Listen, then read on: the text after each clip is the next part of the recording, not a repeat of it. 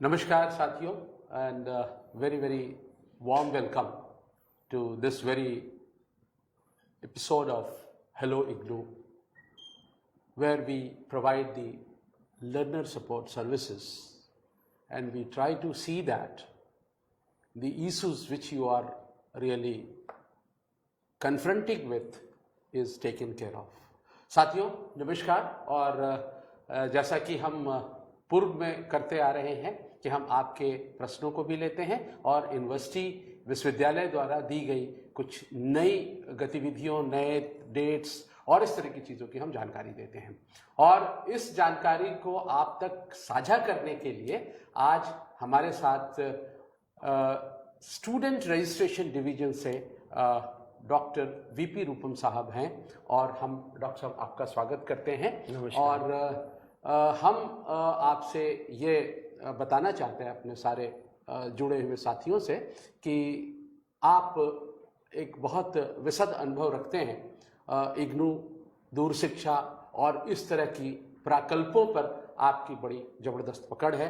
तो डॉक्टर साहब का हम बिना टाइम कोई किए हुए हम आपसे इस बीच हमारे साथ बहुत सारे लोग जुड़ गए हैं। इग्नू स्टडी सेंटर पूर्णिया हमारे साथ है, हमारे साथ कुशल मेहता जी हैं, सोमी भान जी हैं। मैं आपके प्रश्नों को लूँगा, लेकिन इसके पहले चूंकि जुलाई 2020 की एडमिशन की प्रक्रिया शुरू हो गई है, हम डॉक्टर साहब आपसे ये जानना चाहेंगे कि एडमिशन जुलाई 2020 की लास्ट डेट संभवतः 31 जुलाई की, अब आज की स्थिति क्या है और कैसे एडमिशन जुलाई 2020 को स्टूडेंट अगर कोई हमसे जुड़ा हुआ है वो करना चाहे तो कैसे कर सकता है? जी doctor Rupam.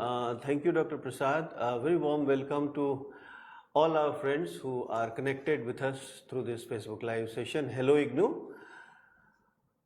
The last date was 31st July, Dr. Prasad, but keeping in mind a couple of factors, and one is the pandemic, because of which many students were facing difficulty in reaching out to us. Right.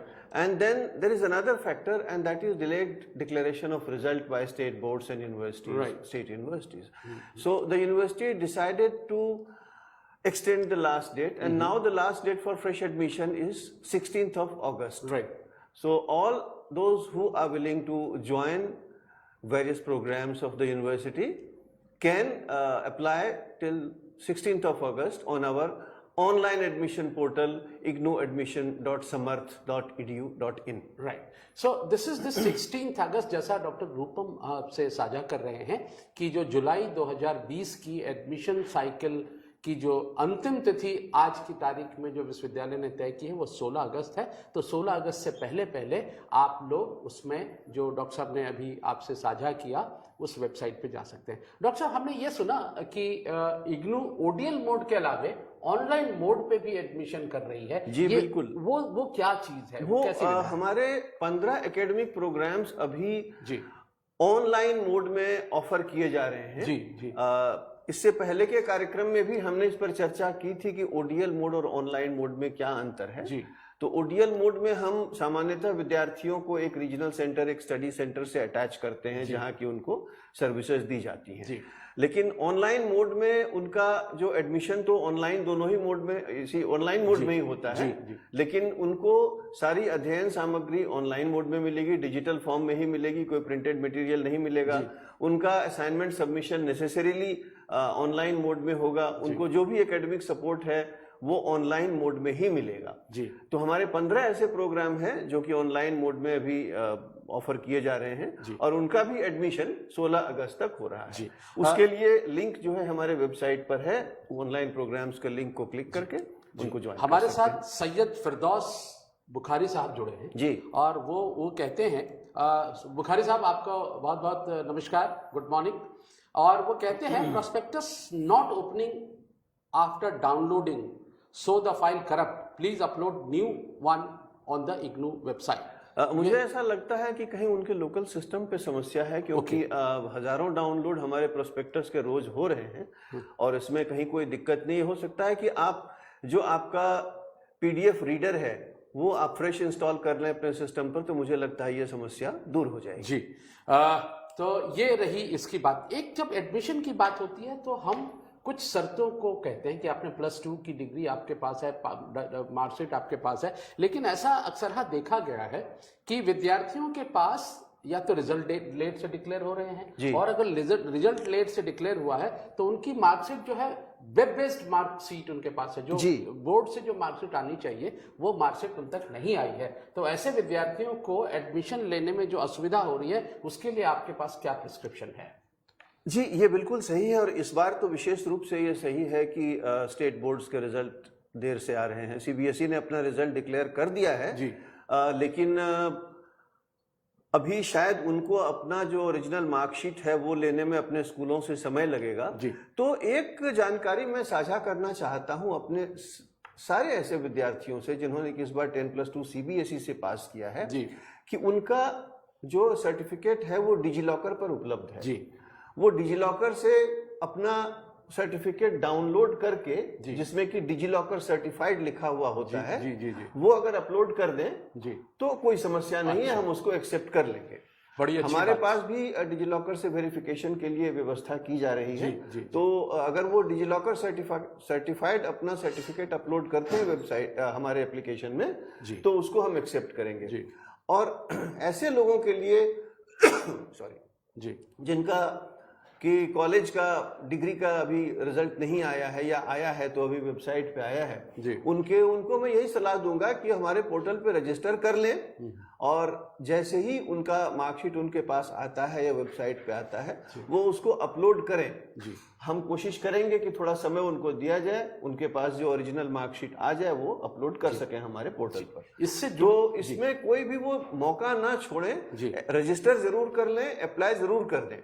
Upload जो है वो last but one stage है हमारे application process में जी, वहां तक वो पहुंच जाएं, और जैसे ही उनका रिजल्ट आता है उसको अपलोड करें जी। इसके पहले कि जब मैं वापस आपके मुद्दे पे आऊं, कल्याणी नायगांवकर हैं, आपका स्वागत है कल्याणी जी। आपने हमसे प्रश्न पूछा है कि is there some issue with IGNOU July 2020 admission page?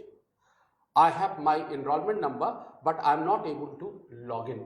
ये कल्याणी जी का नहीं, मैं ये बताना चाहता हूं अपने सारे स्टूडेंट्स को कि हमारा जो एडमिशन हो रहा है कल्याणी, यदि if you look at the website address carefully, our admission portal address is ignu.samarth.edu.in, which means that this admission is taking place on the Samarth education portal, admission portal. जी जी. But we, after the last date is over and after we finalize the admission, we migrate this entire data to our website. जी जी. That will take some time. So please do not worry if you are not able to see your registration details on our website, because that will take a little time. Okay. But as long as you have got your enrollment number, you can rest assured and you need not worry at all. You will be able to download your student ID card also. Most of the students are downloading their ID card after getting their admission confirmed. So please download your ID card and wait for this data to be migrated to our website. That might take about 3 weeks. Okay. Thank you very much, sir. There is one more viewer who is asking, it is not related to admission, but is it compulsory? He is Kushal Mehta. कुशल मेहता जी, आपका स्वागत है हमारे इस channel पे। आप ये जानना चाहते हैं, is it compulsory to attend classes at study center once colleges are open? I think Dr. Prasad, you would be able to answer that question. Kusal ji, I think IGNOU ही एक ऐसी संस्था है जिसने कभी भी इस लॉकडाउन पीरियड में, even unlock period 1, unlock period 2 में भी हम लोगों ने आपकी काउंसलिंग क्लासेस को कभी बाधित होने नहीं दिया। इसका अर्थ ये हुआ कि हमने कोई और तरीके से आप तक पहुंचने के लिए ऑनलाइन काउंसलिंग क्लासेस का आयोजन किया, जिसकी संख्या एक खासी अच्छी संख्या है। और आज भी हमारे इग्नू फेसबुक ऑफिशियल पेज पे देखेंगे तो आज भी करीब 150 से ज्यादा काउंसलिंग क्लासेस आज भी आयोजित की गई है। इसलिए हम ये कहना, पहली बात तो आपको ये सुनिश्चित करना हम चाहते हैं कि हमारी थ्योरी काउंसलिंग क्लास अटेंड करना अनिवार्यता नहीं है। That is not mandatory. What is mandatory is that your practical counseling is mandatory, which we are going to arrange soon. The atmosphere and the situation becomes convincing, and it is more convenient for both of us, you as a student, we as a university. So that we are taking care of.